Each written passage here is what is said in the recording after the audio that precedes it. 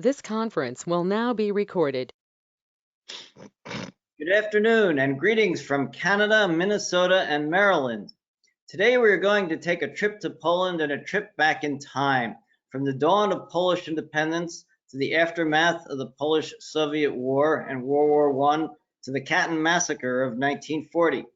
Our special guest today is Andrew Kawczak, who comes to us from Ottawa to talk about the first English translation of his grandfather Stanisław Kawczak's work, Dying Echoes, Memoirs of the War, 1914 to 1920.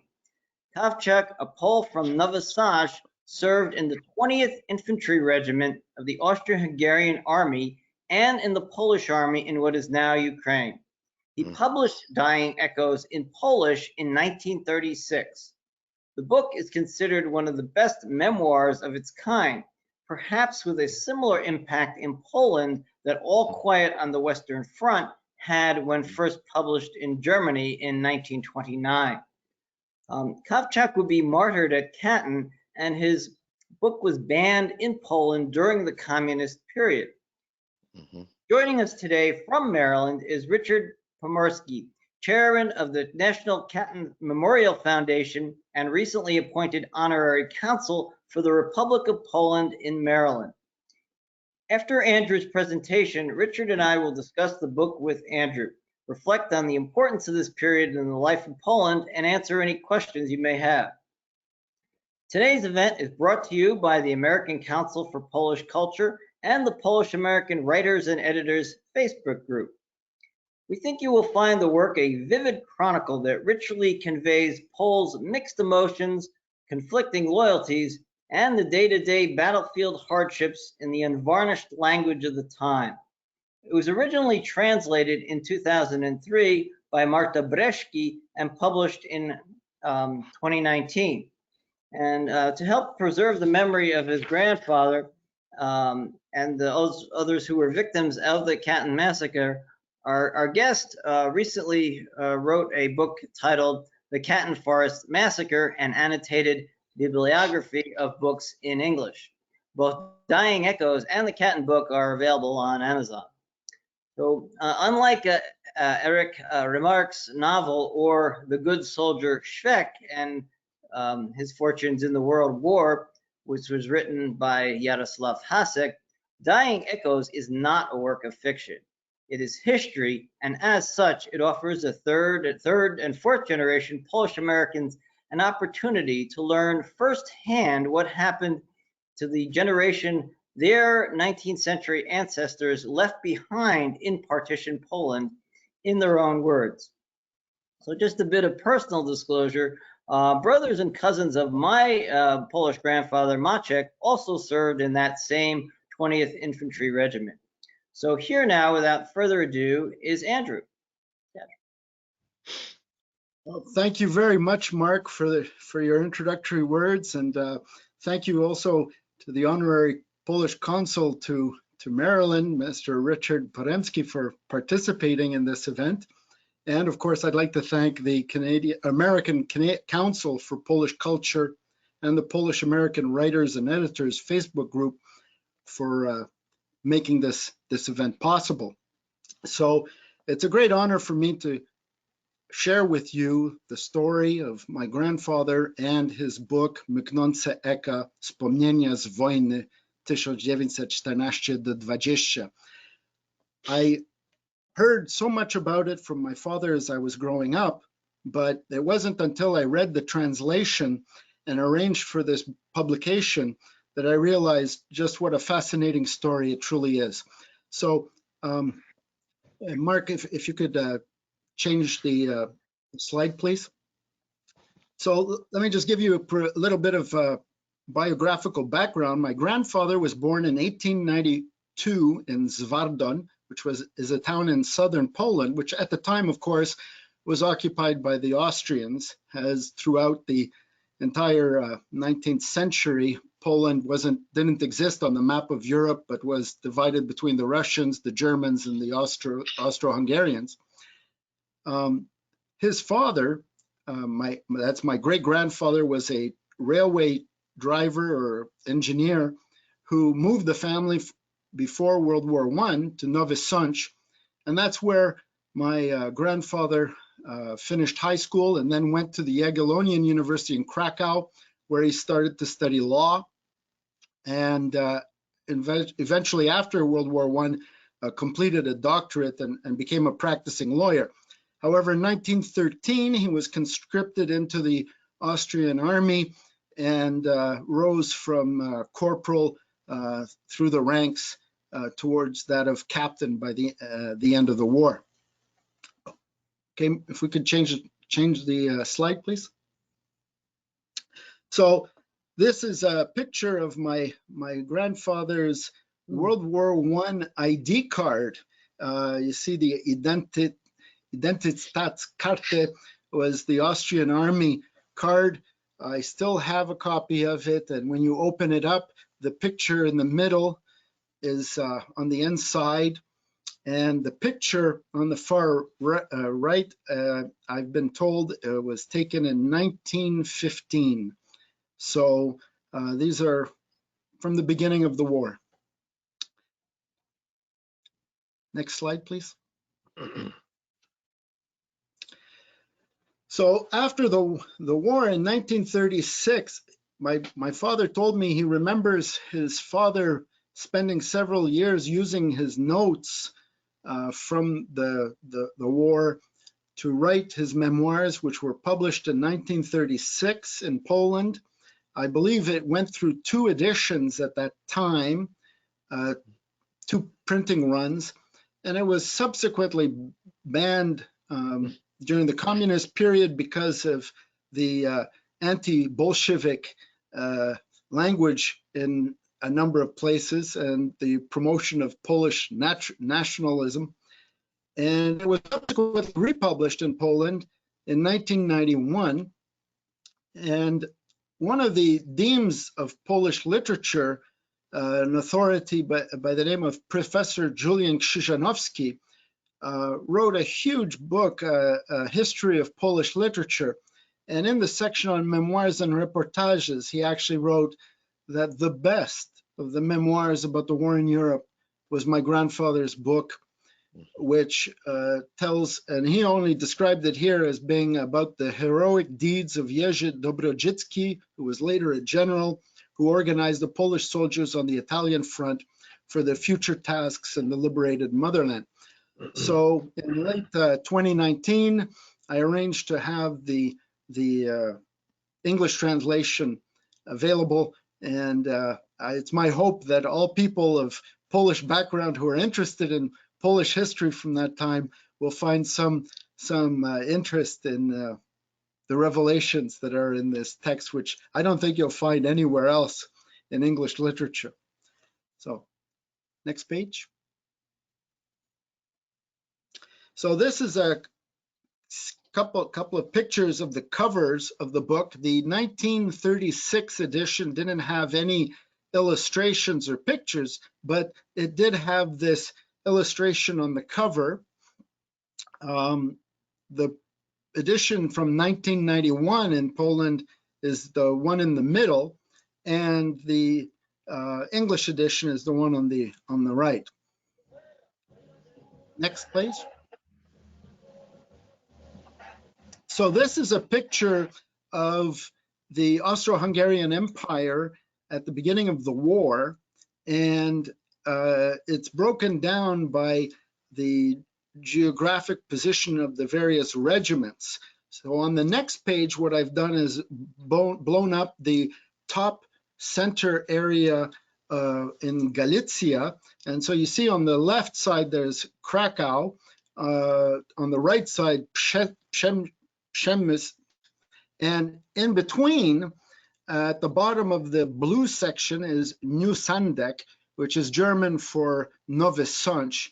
Underneath that, there's the number 20, and that's the 20th Infantry Regiment that my grandfather was conscripted to. So I wanted to thank Mark Dillon for bringing that map to my attention and allowing me to incorporate it in our presentation. So the next one, please. So, Dying Echoes, as a general introductory description, the book is 50 chapters long, which describes the life of a soldier in a variety of circumstances and conditions over the years of the war. One of the characteristics is that the soldiers were frequently on the move. And there's plenty of discussion or description of marching and being transported by horse-drawn carts and sleighs, as well as trains, boats, hydroplanes, if you can believe it. And my grandfather actually describes a trip on a U-boat, which I didn't realize, but it was a U-boat in the Adriatic. There's descriptions of the variety of places where the soldiers were forced to sleep, ranging from outdoors and on the ground, or in barns with animals, trenches, of course, and underground shelters, caves, and then, of course, at the other end of the spectrum, relatively comfortable hospitals and hotels. The book is also a tremendous description of menus. The food and drink was obviously something that my grandfather enjoyed. And there's tremendous descriptions of great feasts and banquets in the officers' mess, as well as the agony of going for days without food or water on the front lines. And of course, there's plenty of descriptions of battles.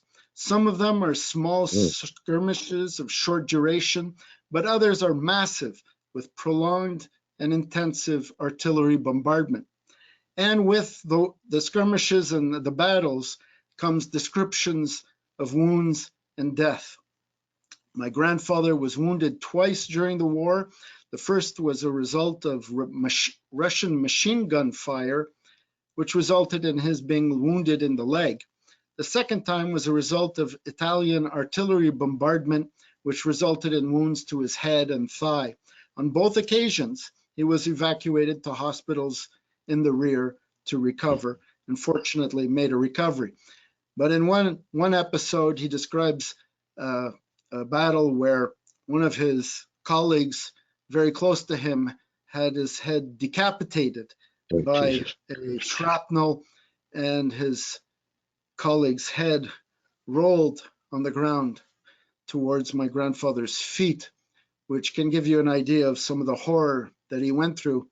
And I always wondered whether he suffered from PTSD as a result of all of that.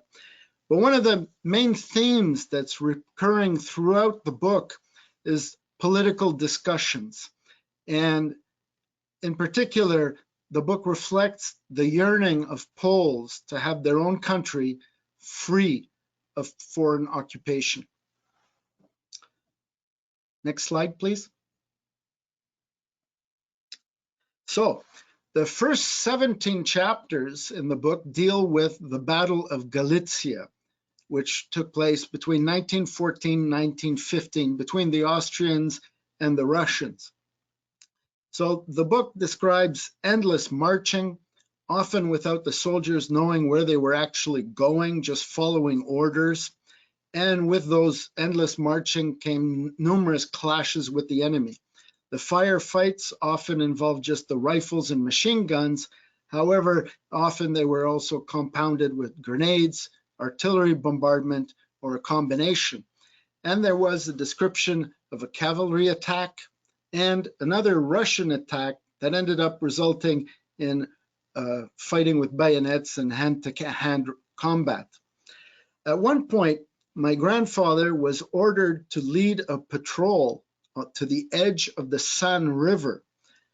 The Russians were on the other side, and the episode resulted in my grandfather actually subsequently being given a promotion. And I'd just like to read and give you a taste of the book in a few paragraphs here. And this particular section is at page 53. And he says, "I located our terrain on the map and was ordered to patrol the willows along the embankment as far as the river, report the situation, and await further orders, and shoot should the enemy appear. This is what your gun is for, the major sternly concluded. I dispatched 2 groups totaling 14 men along the path indicated on the map. The willows continued for about half a kilometer. A wailing noise persisted above, but we were safe. We inched forward carefully, since a Kawczak could be lurking behind any bush, and reached the river within a quarter of an hour. The water had a silvery sheen, barely flowing, oblivious of the rumbling guns. We scattered along the bank at 5-meter intervals and started digging in, when on the opposite shore there suddenly appeared one, and then another team of horses harnessed to huge wagons. All these, followed by another team, advanced towards the riverbank. I realized these were Russian pontoons, hence they intended to cross at this point. In all haste, I drew a plan of the situation and sent it together with a report to the rear. The moment when the Russians assembled 12 wagon loads on a whistled signal, we opened rifle fire. It is hard to describe what followed. Screams, shouts, braying, utter chaos, the end of the world. Some wagons were sliding into the river, others tried to climb the embankment, yet others were withdrawing. Both men and horses were gripped by panic. In vain did their commander shout something even we could overhear. Meantime, our gang kept shooting. God only knows how many could have been killed or wounded. Under these circumstances, I dispatched 2 men, some 100 paces to the right and 2 to the left, in order to extend our line of fire, while we kept shooting just in case. The banging went on for half an hour, when some wagons bearing pontoons re-emerged from the opposite embankment. We greeted them with concentrated fire. Consequently, they withdrew. Meantime, the Austrian artillery spotter aimed the guns at the Russians, so that their bank burned into a virtual hell. Later on, my grandfather became ill and was taken to a hospital in Pilsen. And in the hospital, he was held in a room with a number of other Czech officers who were also in hospital recovering. And that episode results in several pages of discussions of the politics that was being discussed. Now, the Austrian army, of course, was truly composed of many ethnic communities, and the Czechs were in favor of the concept of pan-Slavism, and they very much seemed to be enthusiastic with regard to the possibility of Russian leadership. And of course, the Poles had a slightly different perspective on the idea of pan-Slavism with Russian leadership. And so I'll just read one paragraph where my father, after listening to the Czechs speaking, piped up and said a few words. "You Czechs," I resumed, "you have never experienced the magnanimity of Tsarist rule and are identifying the Russian nation with Tsardom. On 4 occasions did our nation raise arms against the Eastern invader. Each time our effort was stifled by force. We are still bearing the unhealed scars. Poland's most valiant sons had ended their lives on scaffolds or in hard labor. Russian Tsardom has never recognized our nation's right to independence and is trying to submerge us in an all-Russian sea. No Tsar has ever kept any promises given to us. Tsardom recognizes brother Slavs, but not within its borders. At home, it recognizes only Russians, Russian culture and orthodoxy. In the army, in administration, in education, the Russian language and spirit alone. In the Polish kingdom, there is not a single town where a benevolent Tsar would not erect an Orthodox church, a domed oriental structure as alien to us as a Muslim mosque or a Chinese pagoda. Pan-Slavism seems the sole salvation to you, and to us it means a loss of individuality, a deadly peril. We know Russia and her regime too well. Next page, please.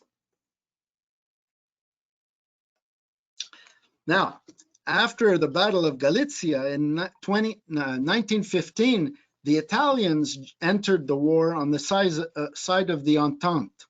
So the problem about the geography is that obviously between Austria and Italy, it was hard to fight through the Alps. However, in the northeast section of the Italian country, there's the valley of the Isonzo River, which created a situation where the front between the Italians and the Austrians ran along the river, and the Italians hoped to break through to the Slovenian plateau towards Ljubljana and then threatening Vienna, while the Austrians hoped for a breakthrough in the opposite direction and hoped to eventually be able to take over Italy.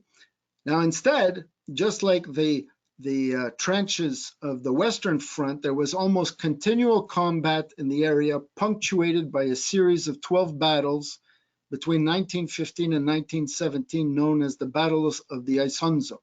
So this section of the book is covered in chapters 18 to 35. My father's regiment was sent to the Italian front, but at the very beginning, my grandfather points out that the Poles had no grudges against the Italians. And as the war progressed, they in fact wanted the Italians to win. However, at one point, there was an order for a trench raid. And this is very interesting because trench raids were, of course, quite common on the Western Front, but he was ordered for reconnaissance purposes to lead a trench raid to capture some Italian prisoners. And he describes the event, and they succeeded, but unfortunately, a few of the soldiers, the Polish soldiers, were killed in the process. At one point, my father was taken from the front and sent to a machine gun academy for training. He won a competition there and was subsequently assigned to machine gun units and was responsible for training troops also later in the Polish Bolshevik War. Now, at one point, he describes the detonation of an enemy shell in front of his bunker, and it's quite a vivid account where a number of his comrades that were in the bunker were instantly killed. Fortunately, my grandfather survived. There's one episode that's actually quite funny reading about it, which I'd like to share with you now, which is about Christmas of 1917.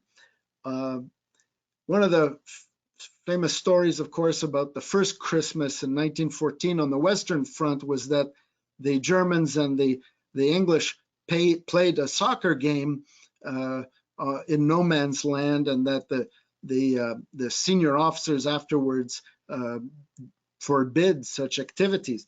But in Christmas of 1917, there was this very interesting episode that my grandfather describes this way.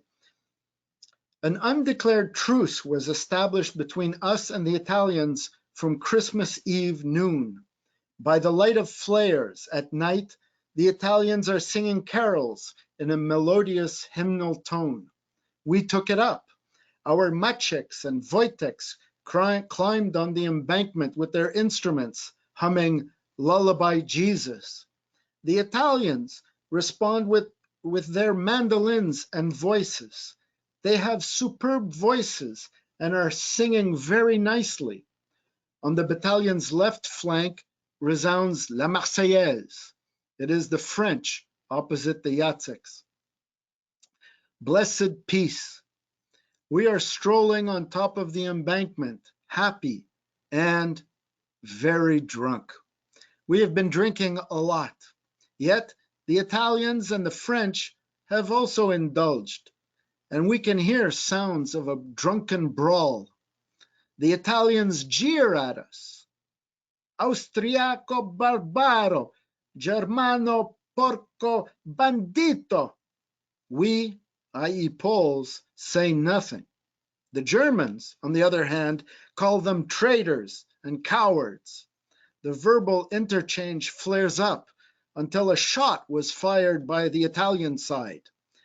Filthy blackguards, roared the deputy officer Orzut, and fired his rifle.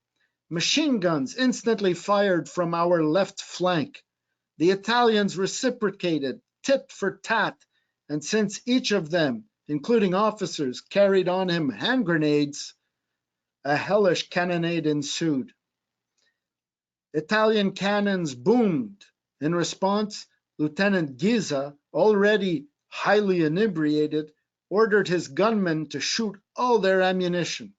The uproar and commotion was not unlike a country fair, and since the men on both sides were possessed by an alcoholic courage, the noise grew so violent that the regimental headquarters, alarmed, desperately inquired, "What is going on?"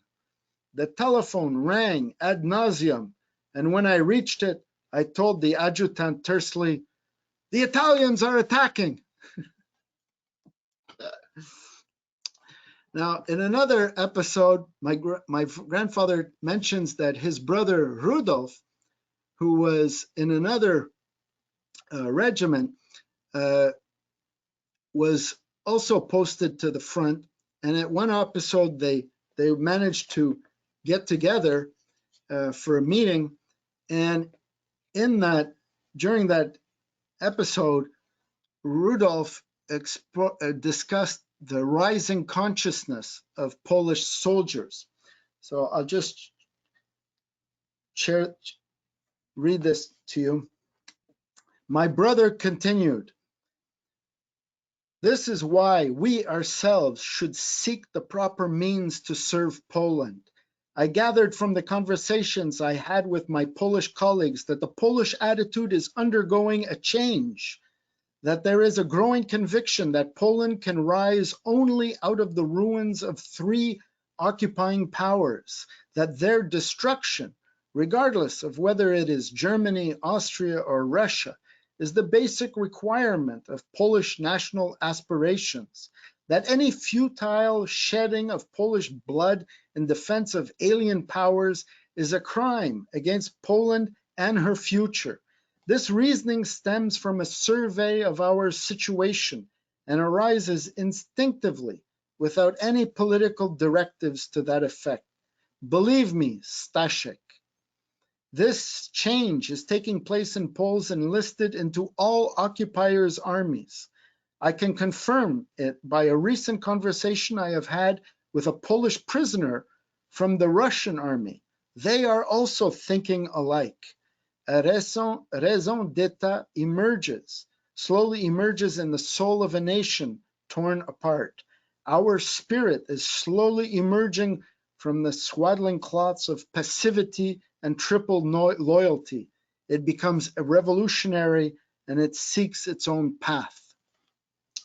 So there is another introduction of this growing theme of Poles tired of being occupied by these three other powers and fighting for their wars, and now wanting to increasingly fight for Poland.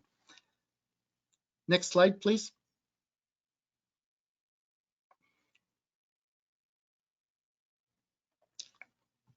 So, Polish irredentist activity, which advocates for the restoration of Poland and the territory formerly belonging to it, like I said, was a central theme of the history that's described in this book. And the Central Powers realized, of course, that they had to do something to somehow, capture the Polish soul. And on November 5th, 1916, the Imperial Majesties Wilhelm II and Franz Joseph I issued a declaration, a proclamation, that they resolved to create an independent Polish state with a hereditary monarchy and constitutional system.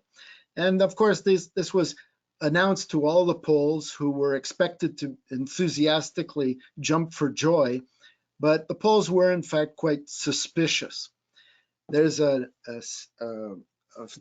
moment where my father describes the discussion among the Poles, and Lieutenant Bergman, here he says at page 229, a political discussion ensued, and when the 5 of us Poles remained alone in my shelter, Lieutenant Bergman, the commander of the technical company, spoke.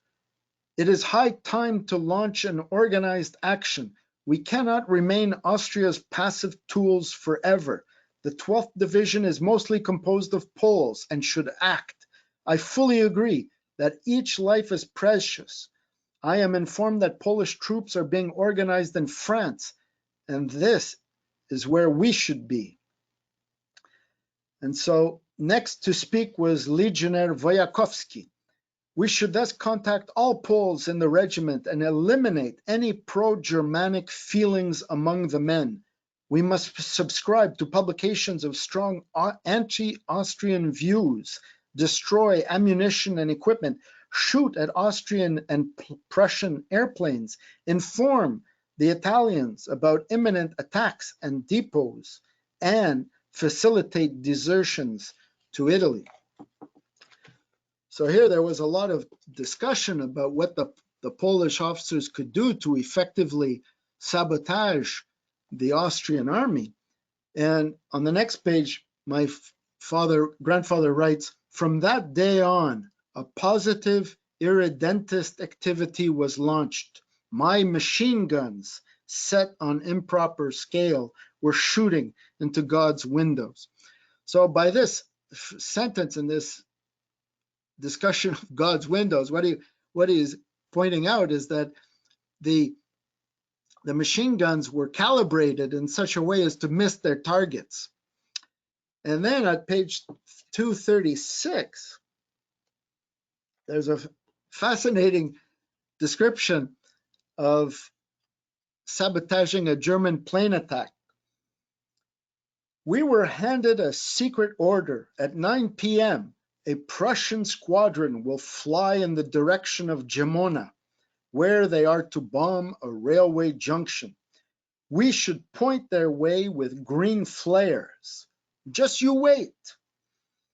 Before they were due, we already raised such a firing racket that the Italians, unaware of the raid, activated their spotlights, which is exactly what we wanted them to do.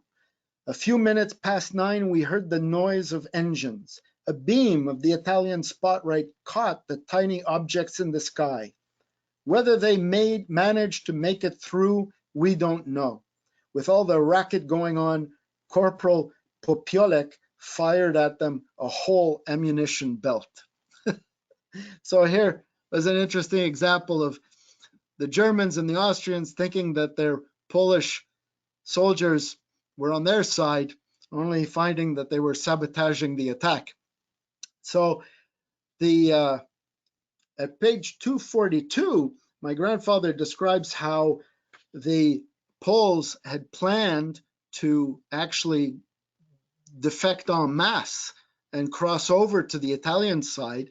And this was, in fact, something that occupies several pages, where he discusses the difficulty of trying to communicate with the Italians. They had sent some empty shells with white flags indicating that there was something inside and a message, but there was never a response from the Italians. And there were some Russian prisoners who were brought for digging trenches who escaped But when they were swimming across the river to the Italian side, it was the Italians who shot them, and not the Austrians or the Poles. So the Poles had arranged with the neighboring units not to fire, but there was espionage constantly going on, and they're not really sure what is it that provoked this situation. But the day before they were set to cross over to the Italian side, the unit was disbanded, and my grandfather, excuse me, ended up being offered a leave for study. And so he returned for a temporary period back to the Jagiellonian University and remained then in Nowy Sącz. Next page, please. So chapters 36 to 50, at the end, this last part of the book, begins with his return to Galicia in the last year of the war. And in that section, he describes secret meetings of a conspiratorial nature among a number of members of this conspiracy in the officers in the Austrian army. They met in Nowy Sącz. Colonel Ridge-Śmigły was among them, and they adopted the name Wolność, which means freedom. Now, the leader of this Wolność organization was Captain Jerzy Dobrodzicki, and my grandfather, Stanisław Kawczak, was among the leading conspirators. Now, among the achievements of this Wolność secret organization, they had for several months been secretly training during the night and trying to recruit members to be ready for staging coups when the time was right and when the leadership of the organization would give the word. And ultimately, they did manage several successful coups in Tarnów and Nowy Sącz at the end of October 1918. My grandfather was among the members of the coup in Nowy Sącz, and immediately after, what happened was they basically went to the armory, which was apparently not very well protected, and took over the weapons, and then confronted several hundred Austrian soldiers and their commanders in the barracks, and basically told them, look, it's over. We can do it the hard way or the easy way. And there was a few moments of silence, but in the next room there was a band, and someone immediately instructed the band to start playing Jeszcze Polska nie zginęła. And so the German commander immediately took off his saber, put it down on the table, and began to cry, and then left. So it was a bloodless coup. However, the period that immediately followed was one of a lack of order, lots of chaos, and my grandfather ended up being an important player in the creation of a militia for purposes of ensuring security and protection from looting in the Nowy Sącz area. And so there's a couple of pages where he discusses the unfolding events. And one of the things I found very interesting here was he said, I issued a number of regulations pertaining to public order, among other things, in view of the rapidly diminishing value of the crown and consequent rise in prices. All merchants should post in their shop windows prices containing their fair profit, corresponding to their invoices and books. These prices had to remain unchanged. The prices, therefore, remained fixed for a few weeks all over the Sącz district. At one point, speculators from the surrounding area were coming to Sącz for purchases. Obviously, this state of affairs could not be tolerated. Yet, the object had been achieved. In view of the prevalent poverty, a rise in prices could provoke riots. Peasants were flocking to town in great numbers. There was a danger of pogroms against the Jews. I therefore strictly forbade the sale of vodka. It did not last long, however. And then following, of course, Poland's independence and renewed birth, at the end of the war, there were unfortunately skirmishes, border disputes, and wars with the neighbors. A short one was with the Czechs, and my grandfather describes how he was involved in trying to secure certain towns that were threatened by Czech military, and how he approached the Czechs with a view to negotiating a boundary, and how they blindfolded him to take them to their headquarters, and they negotiated something. There was a celebration, and then the next day he received orders from Warsaw to withdraw. And then, of course, with the Ukrainians, there was a more intense conflict. At one point, Lwów was surrounded, and he was part of a military effort to break through. There was fighting around Rawa-Ruska. And then, of course, the 1919-1920 war with the Bolsheviks. And again, at page 311, he says, the Ukrainians were repelled from Poland's borders, yet the Bolsheviks in their westward drive wish us to share the joys of the Soviet system. The Polish psychological makeup is different, and even simple folk crave statehood.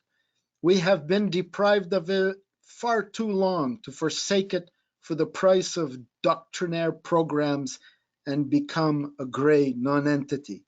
Now, as for centuries, we play the role of a bulwark for Europe. And then, after the war was over, there's a very touching scene in one chapter 49 where he says, it was the morning of October 10th, that's 1920. I was asleep when Gradalski rushed in, panting like a bombshell. Peace signed with the Bolsheviks, he shouts at the top of his lungs, and one cannot tell whether he is laughing or crying. What about the Lithuanians? A truce. I shut my eyes thinking, peace, peace, the war is over. There will be no battles, operation orders, marches, no artillery with thunder, no wounds, no misery, disease or lice, and we shall sleep. Gradalski, who told you that? The whole division is talking about it. It was reported during the night. It means we survived the war and shall go home. We greet each other with the word peace. That evening, a banquet is given in our mess. For the first time since the 28th of July, 1914, I fall asleep like a newborn man. Only inside me, something seems to unbuckle and unwind. Neither joy nor relief, something I would call a befuddled stupefaction. And so that marks the end of the war. Next page, please. So my father remained in the Polish armed forces, in the legal branch as a field judge or investigator, and then in the mid 1930s or 20s, he hung up his military uniform and moved to Warsaw with my grandmother and opened a private practice. My father was born in the 1920s, and in 1939, my grandfather was mobilized again in the reserves as a captain and fought in the defense of Brześć on the Bug River, but he was taken prisoner by the Soviets It was held at a camp called Starobielsk. And my father told me that his mother and he received 2 postcards from my grandfather from that Starobielsk camp, and that afterwards he was never heard from again. Now, I often asked my father what happened to those postcards, and he wasn't sure. But a couple of years ago, I went through a number of family documents, and I managed to discover something that looked very, very suspicious. It had Soviet postage stamp. It was addressed to my aunt, and it had the date November 30th, 1939. So if you can change the page. And this turned out was the first postcard that my grandfather sent from Starobielsk to my grandmother. And you know, I had it translated, of course, and I sent a copy of it to the Polish Katyn Museum in Warsaw. They now have it on their electronic database and on their website. And in it, my grandfather basically, you know, asks about how my grandmother, how his wife was doing, and he gave all kinds of advice of where she could go to get help. Who of our family friends and business associates or from work would be in a position he hoped to provide her with help. And he also indicates that he's optimistic that there will be soon a release. Of course, in March of 1940, Beria, the head of the NKVD, provided Stalin with a memo recommending that all the Polish officers be shot, except, of course, the 400 or so that were sent to Gryazowiec. But at the 3 different camps of Kozielsk, Ostashkov, and Starobielsk, a total of 15,000 officers were shot, and another 6.5 or almost 7,000 from various prisons in what was Eastern Poland or now Western Ukraine and Western Belarus were simultaneously executed during April and May of 1940 for a total of 21,857, I believe it was, Polish victims of the Katyn Forest massacre, and my grandfather was one of them. Unfortunately, the second card I was unable to find in our family records, but certainly this one is a very precious document. Next page, please. And on the anniversary, the 100th centenary anniversary of the rebirth of the Polish nation in November 11th, 2018, a series of documentary and historic videos were produced in Poland under the title of Pierwszy Niepodległy, the first independence. And one of them is specifically about my grandfather. So if you do a YouTube search of Stanisław Kawczak, it'll come up. It's a short video, about 13 or 14 minutes, but it gives a very nice description of the role that my grandfather played in contributing to the re-emergence of the Polish nation. And so the next and final page. So for those who are interested, Dying Echoes is now available in ebook and paperback on Amazon. And so that's basically my overview of the Dying Echoes book and my grandfather's contribution to Polish literature and history. Well, thank you, Andrew, for a wonderful presentation. Richard, I was wondering, did you have any questions? Let me unmute you here. Actually, no, but I find the whole presentation to be extremely interesting, and I should say Dying Echoes could also be called re-amplified echoes, and something everybody should be really aware of. And here in Baltimore, I am chairman of the National Katyn Memorial Foundation, and we erected the National Katyn Memorial in the year 2000. And every year we have a big annual remembrance, and it's all day situation concerning the Polish embassy, military people, politicians, of course, people of interest. And we start off with a dedicated mass in Polish at Holy Rosary Church. Then we go to the monument site itself in a new part of Baltimore called Harbor East, which is really up. It is up and coming. It's really a beautiful situation. And then eventually we adjourn to the Polish National Alliance Council 21 for a reception and a dinner. So every year we do our utmost to keep the memories of the Katyn forest martyrs alive. And we also promote it with the traveling situation. We have like a 3-part banner situation that explains about the Katyn massacre with maps and whatever, and it's very informative, and it's written in plain English, so everybody can have an idea of what we're talking about. And we do that on a regular basis at any Polish festival fair or any political event where was germane to the Katyn massacre, and we are active in keeping their memory alive for sure. Well, thank you very much, Mr. Poremski, for describing that, and you know, I very much look forward to the day when I will be able to join you from Ottawa, participate. I guess that's the 13th of April every year. No, we usually it varies. It varies because of Easter, and of course we go. One of the main focus is the Polish and English mass dedicated to it. So we have to maneuver around Easter time. So Okay. that was, I mean, usually it's towards the last of April every year, somewhere the last of April. Great. Andrew, Well, I can also.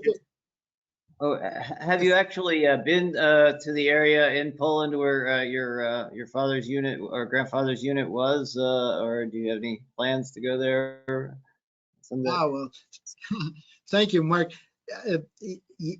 Yes, I have, but let me also add, just before, still on the topic of Katyn, in 1980, September of 1980, a monument was unveiled for Katyn in Toronto, in Little Italy, on the corner of Queen and Roncesvalles.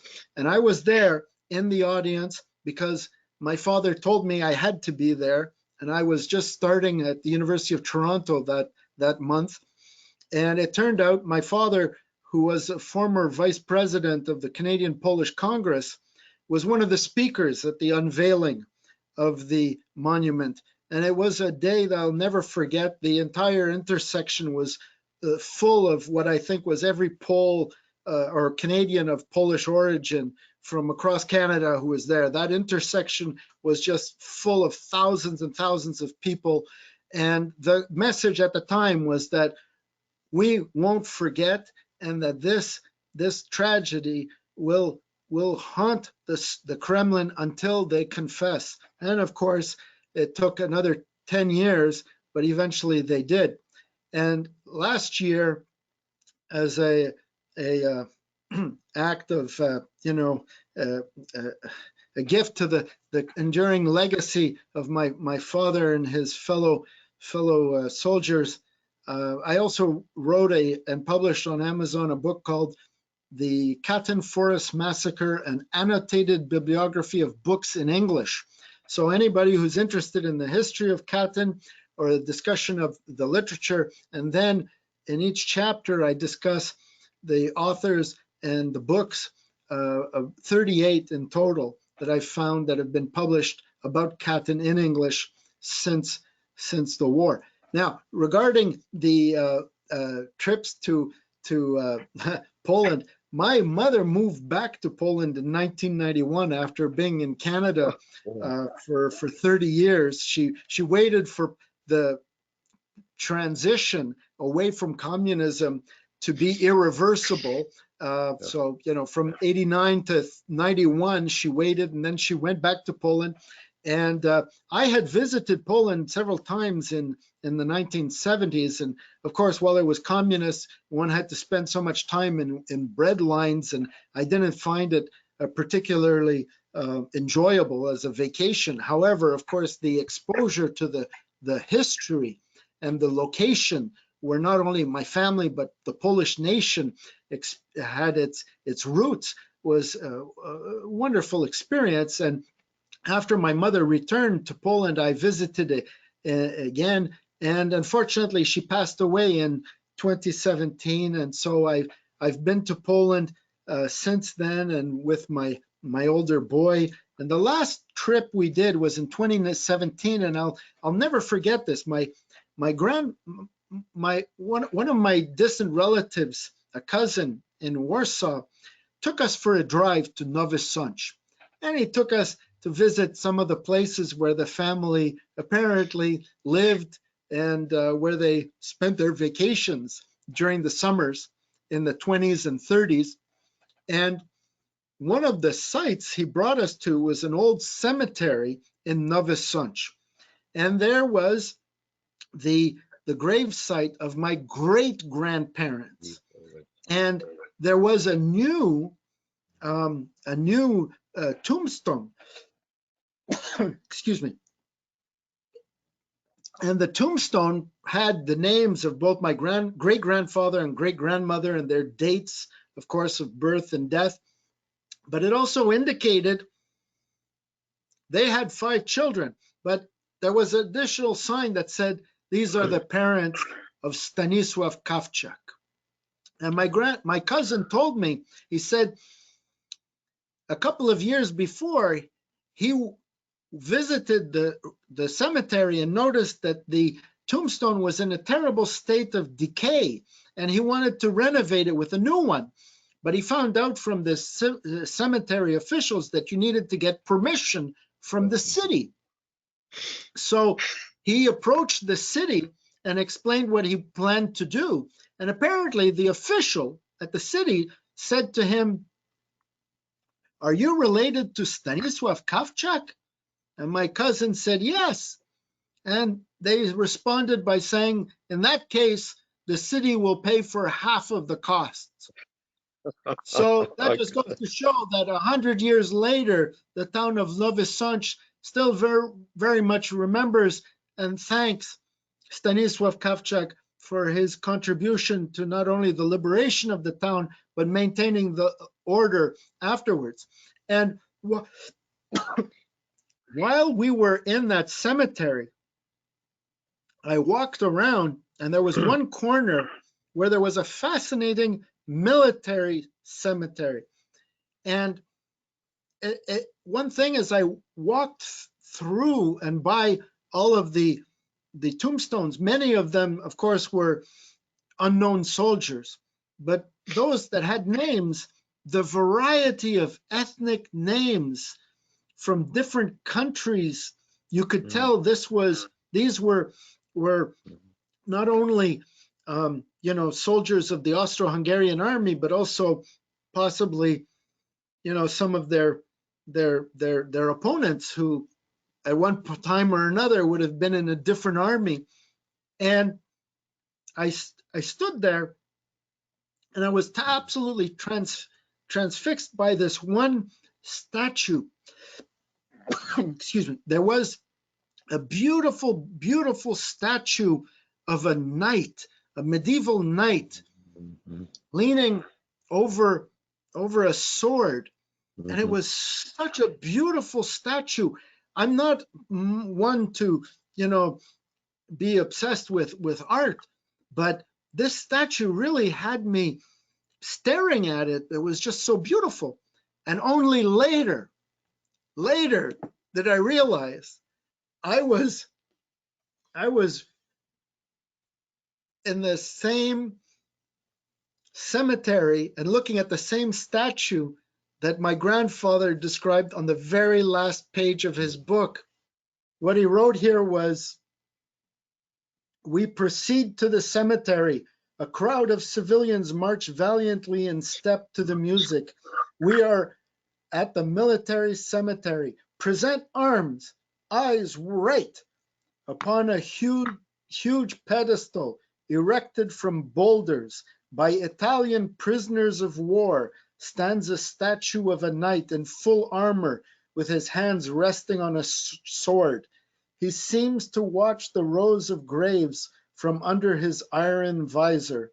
And there are many Germans, Austrians, Prussians, Poles, Czechs, Italians, Romanians, Serbs, Russians, Hungarians, Jews, all next to each other. Rest in peace, all you united in death, you who perished in a mutual struggle, although in your lifetime you bore no malice against one another. Rest in peace, comrades. Anyways, when I realized that, I thought, oh my God, this was just, I wondered if my grandfather's spirit was there at the same time as I was, because I've definitely felt a connection with him there. Well, that's a beautiful story. I think every American of Polish descent should try to go back and rediscover their heritage. And you have such a wonderful family perspective. And it's such a treasure to have you here today to discuss. I think one final question I'll have. Is there, when you're at your grandfather's unit was at the San River, do you know how many of the regiment wound up being POWs at the hands of the Russians? I know that was the fate of one of my relatives who wound up in Omsk after being captured. Okay, no, unfortunately, I don't. As I read through this, obviously he describes battles and losses, but he fortunately wasn't captured, and so I don't believe he records on the San River or anywhere else specifically, how many were ultimately what the fate was of those who were captured. So. Sure. Okay. Sorry. Well, certainly opportunity for follow-up. Richard, did you have any final thoughts with that? No, but I think this whole undertaking is a very very good idea and a very tremendous thing, very educational, which we need much, much, much more of. Because I have to tell you, the average American, I'll tell you plainly, when it comes to history and geography, they're out to lunch. So everything that we can do to promote this and keep it alive, keep the memories alive, keep the stories alive, we have to take every effort to do it and make concentrated efforts every time that we can have an opportunity presented to us. Well, thank you again both for joining that. With that, I will bid you have a great weekend and look forward to further contact. Yeah.